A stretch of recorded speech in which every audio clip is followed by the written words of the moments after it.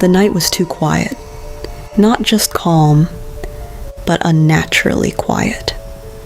When I opened my eyes, the first thing I felt was the cold. Cold air touched my face, as if I had been standing outside for a long time. Slowly, I stood up, and that's when I realized I was standing on a train platform. But I didn't remember how I got there. My last memory was fragmented. Rain, a wet road, headlights from passing cars, and a sudden flash of light, then nothing. I looked around. The station looked old. Lamps hung from tall metal poles above the platform. Their light was dim and flickering. Every time the light went out for a second, it felt like someone was standing nearby. But when the light returned, the platform was empty again. I took a few steps. The echo of my footsteps sounded too loud, as if the entire station was listening to me. I looked at the clock on the wall. It showed 1:17 p.m., but the second hand wasn't moving. It was just frozen. I reached for my phone, but the screen was black. It wouldn't turn on, and then I heard a sound. At first, very faint, somewhere far away. The metallic scraping of metal, then the rhythm of wheels. A train. I turned toward the tunnel. From the darkness, a light slowly appeared. But it was strange, not like the lights of normal trains. This one was far too dim. The train emerged from the tunnel slowly, very slowly. As it came closer, I realized how old it looked. Black metal, aged windows, and the strangest thing of all, there were no numbers on the train. It stopped right in front of me. The doors opened, and at that exact moment, a voice echoed from the speakers. Passenger number 17. The voice was cold, mechanical. Your trial begins now. I quickly looked around. The platform was completely empty. I was the only person there. The train doors started to close, and suddenly I felt something strange, as if I didn't step inside now, I would be stuck on this platform forever. So I stepped forward and entered the train. The doors closed behind me. The train began to move immediately, but the strangest part, I couldn't feel the movement. It was as if the train was gliding. The first carriage was empty, but the air inside was cold, and it smelled old, like the train hadn't been used in years. I slowly walked between the seats, and then I noticed a card. It was lying on one of the seats. I picked it up. On it were written the words, "First test, truth." At that moment, the lights in the carriage began to flicker. Once, then again, then faster, and the voice spoke again. First question. Have you ever wished death upon someone? My heart began to race. A memory flashed through my mind. A scream. A door. Fear. But I answered quickly. No. The light suddenly went out. The carriage fell into complete darkness. A second later, the lights came back on. The voice said only one word. Lie. At the end of the carriage, a door slowly opened. But then I heard footsteps. Someone was walking through the carriage. Slow. Heavy. I turned around, but the carriage was empty. The footsteps continued, and suddenly stopped right behind me. I spun around, no one. But on the window next to me, a handprint appeared, as if someone had been standing there, right beside me. I didn't want to go any further, but the train began to speed up. The lights started going out one by one, first at the far end of the carriage, then closer, then right above my head. And soon the entire carriage was swallowed by darkness. The only light was coming from the next wagon.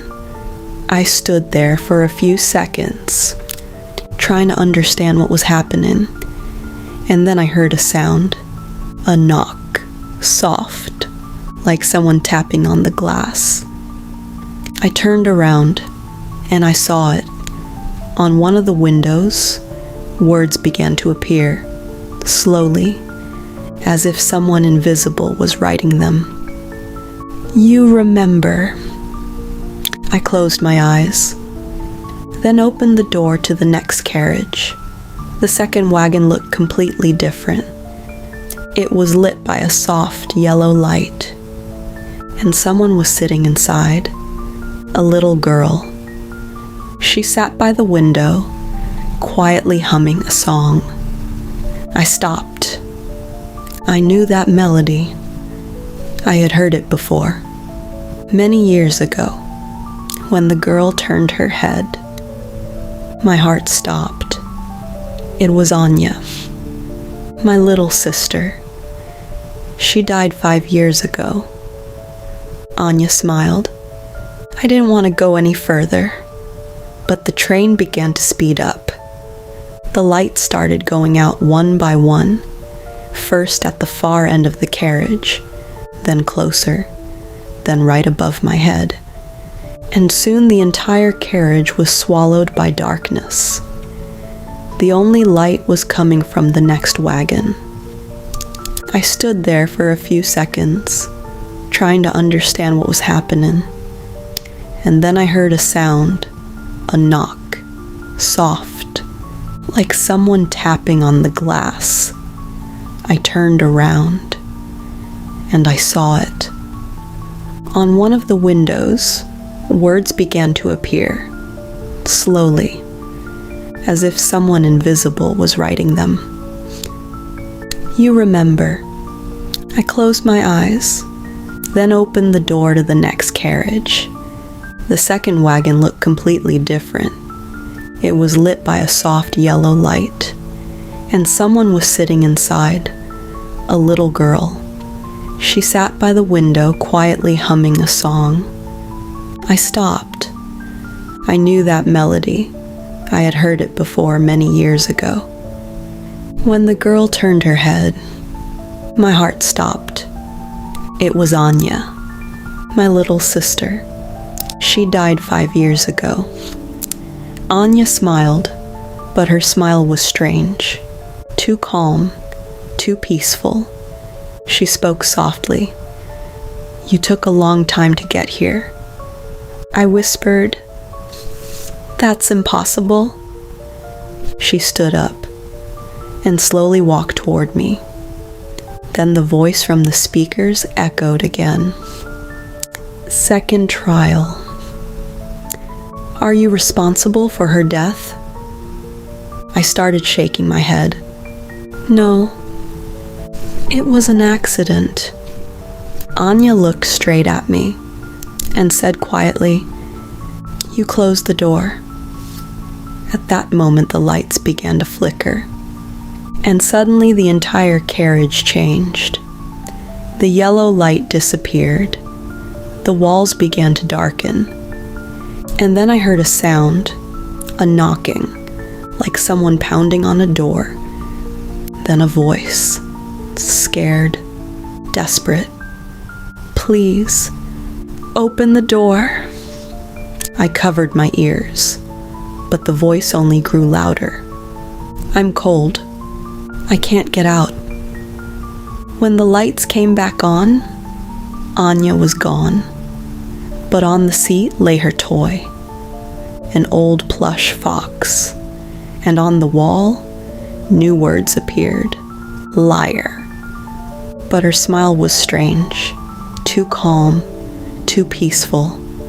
She spoke softly. You took a long time to get here. I whispered, that's impossible. She stood up and slowly walked toward me. Then the voice from the speakers echoed again. Second trial. Are you responsible for her death? I started shaking my head. No, it was an accident.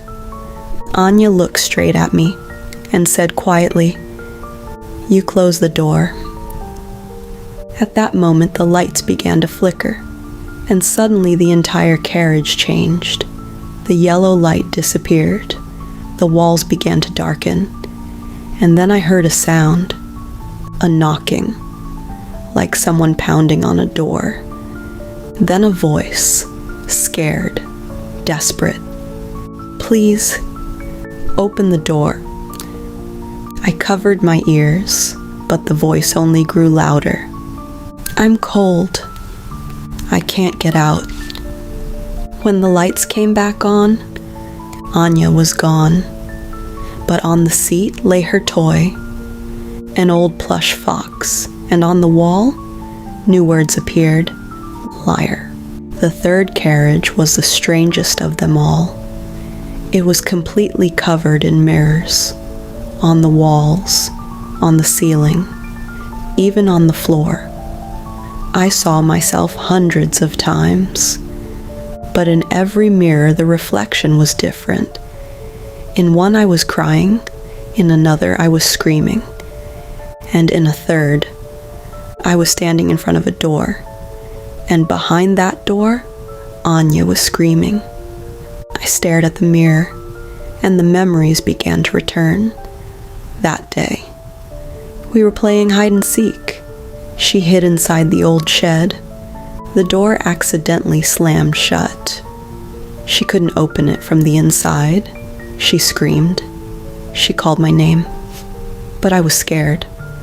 I thought she was just playing a prank. So I left and went home.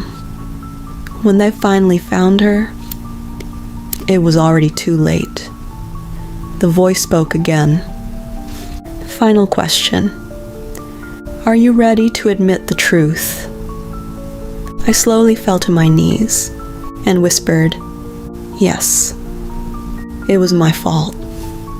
Suddenly the train slammed to a stop. The lights went out. When they came back on, the doors were open.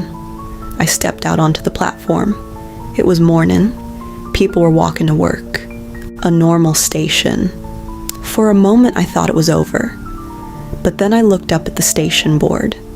It read, Train of Trials, and below it appeared another line.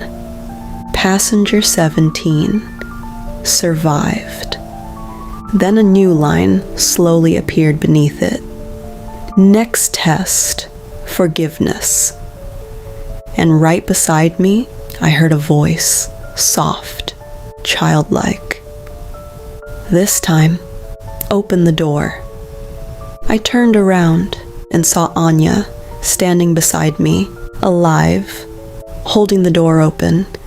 I stood on the platform staring at her. Anya, my little sister. Just like she looked that day, small, messy hair, holding that same plush fox in her hands. She was standing beside the door of an old building on the station platform. The door was wooden, cracked, weathered with age, and I recognized it immediately. It was that door, the shed door. I felt something tighten inside my chest. Anya looked at me and spoke softly. This time, you won't walk away, will you? I couldn't answer. It felt like the air was stuck in my lungs. 5 years ago, I stood in front of that same door. I heard her voice. She was calling for me, but I was scared. I was only 16. I thought she was just playing, that she would get out on her own. So I left. And only that evening did our parents start looking for her. When they finally opened the door, she wasn't moving anymore. I closed my eyes and then whispered, "I didn't know," Anya answered quietly, "but you heard me." Those words were spoken so calmly that they terrified me even more. At that moment, the lamps on the station began to flicker, and suddenly, I heard a familiar sound behind me, the grinding of metal. I turned around. The train was still standing on the tracks, but now its windows were completely dark, and the voice echoed again through the speakers. "The trial is not finished." Final verification. A cold feeling spread through my body. Passenger number 17. "Are you ready to change your choice?" I looked at the door. Anya was still standing beside it, but it was closed. I stepped closer. My hands were shaking. I placed my palm on the old handle, and suddenly I heard something. A knock. From inside, at first quiet, then louder. And then a voice, a child's voice. Frightened. "Please, open the door." I closed my eyes. Tears started falling on their own, and suddenly I remembered that day completely. The sun, the old shed, laughter, and then her scream. I remembered standing in front of the door, my hand on the handle, but in that moment I was terrified. It felt like someone else was inside, so I ran away. The knocking grew louder. "Please, I'm cold." I opened my eyes and looked at Anya. She stood there calmly, but her eyes were sad. She said softly, "This time, you can." I took a deep breath and turned the handle.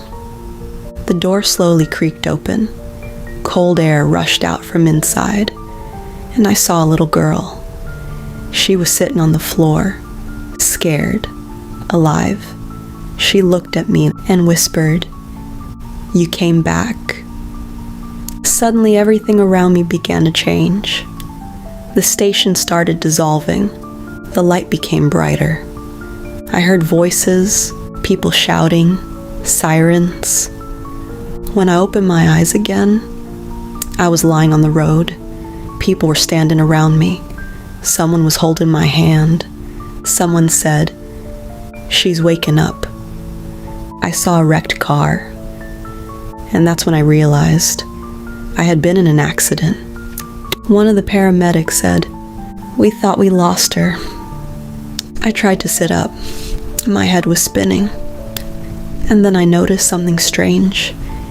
In my hand, there was a small plush fox, the same toy Anya used to carry. I looked around, but she was nowhere to be seen. Only the wind, and somewhere far away, I thought I heard a quiet voice. "Thank you." If you ever find yourself riding the last bus of the night and suddenly notice a passenger you're sure wasn't there before, don't turn around, because sometimes, late at night, someone gets on the bus who isn't going anywhere anymore. And the worst part is, they get off with you. This happened last winter. I was coming home after a late shift. The city was already asleep. Most of the streets were empty. When the bus arrived, there were only a few people inside. An elderly woman by the window, a guy wearing headphones, and a man in a long dark coat. I sat somewhere in the middle of the bus. The doors closed, and we started moving. The ride was quiet, just the hum of the engine and the occasional rattle of the old seats. Outside, streetlights passed by one after another. Stop after stop, people slowly got off.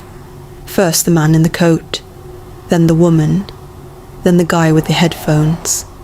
And after a while, I realized something. I was the only passenger left. Strangely enough, it felt peaceful. No noise, just the sound of the engine and the empty road ahead. But a few minutes later, the driver suddenly looked at me through the mirror. He hesitated. Then he asked, "Hey, do you see anyone back there?" I frowned. "What do you mean?" He nodded toward the back of the bus. The last seats. So I turned around.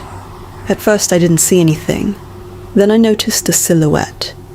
Someone was sitting in the very last row.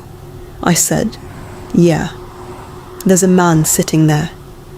The driver's face suddenly went pale, and he quietly said, "That's strange, because no one else got on." I turned again to look. The man was sitting perfectly still, hands resting on his knees, head slightly lowered, his face hidden in the shadows. I figured maybe I just didn't notice him earlier. It happens. But a few minutes later the driver spoke again. "Look again." I slowly turned around, and a cold feeling ran through my chest, because the man was no longer sitting in the last row. Now he was sitting one row closer. I was sure of it. He had been further away. Now he was closer. I said, "Maybe he moved." But the driver didn't answer. The bus stopped at another stop. The doors opened. No one got on. No one got off. When the doors closed again, the driver quietly said, "Don't turn around again." I wanted to ask why, but in that moment, I heard something, a soft sound, the creaking of a seat right behind me. Slowly, I turned my head. The man was sitting just 2 rows behind me now. I was sure of it. A minute ago, he had been much further away, but I hadn't heard any footsteps. No movement, nothing. I looked back at the driver. He moved. The driver shook his head slowly. "I've been watching the mirror the whole time." He paused, and he never stood up. The bus kept moving through the empty streets. Outside, the city looked different now. Darker, quieter, almost abandoned. A few streetlights flickered as we passed them. Then the driver spoke again. "Which route are you taking tonight?" 21, I said. He sighed. "Yeah, I thought so." "What does that mean?" I asked. The driver hesitated. Then he said quietly, 5 years ago, there was an accident on this route." I slowly glanced toward the back again. The man was still sitting there, motionless. "What kind of accident?" I asked. The driver kept his eyes on the road. "A night bus. Just like this one." He swallowed. The driver fell asleep for a second. The bus went silent. The only sound was the engine. "And?" I asked. The driver's voice dropped lower. "One passenger died inside the bus. He was sitting in the last row." I turned around again. The last row was empty, because now the man was sitting 1 row behind me. A cold wave ran through my chest. He moved again. The driver whispered, "He's looking for someone." "For who?" I asked.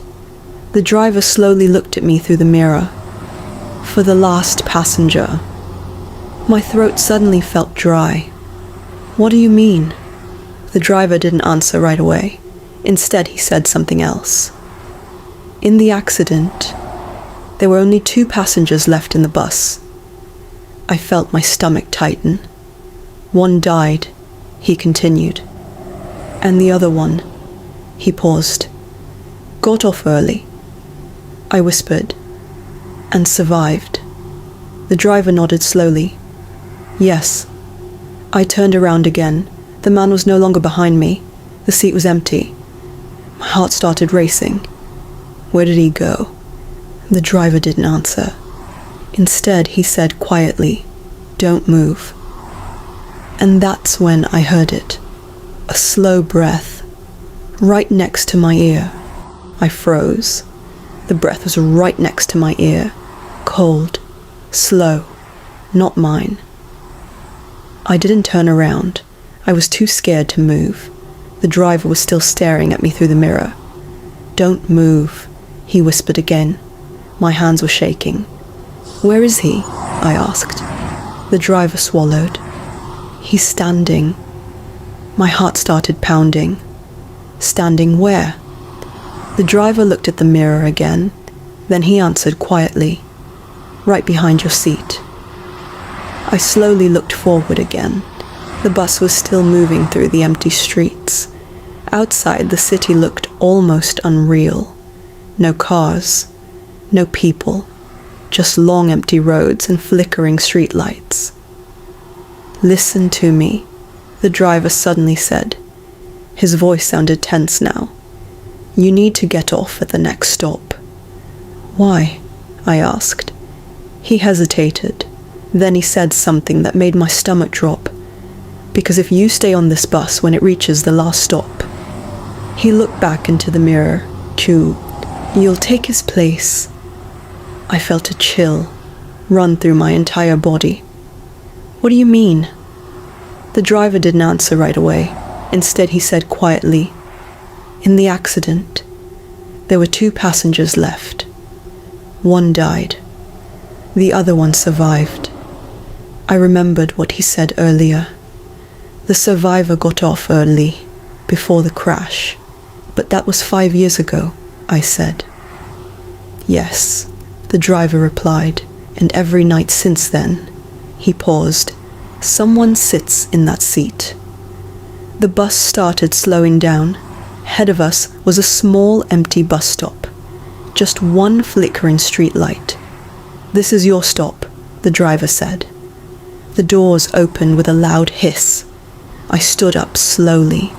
My legs felt weak. I walked toward the door, trying not to look back, trying not to think about what was standing behind me. When I stepped outside, cold air hit my face. The bus doors closed. The bus drove away. I stood there for a moment, alone at the empty stop, trying to calm my breathing, trying to convince myself that everything was over. Then I noticed something strange. The glass wall of the bus stop. It reflected the street behind me, and in the reflection, I saw 2 figures. Me, and someone sitting on the bench behind me.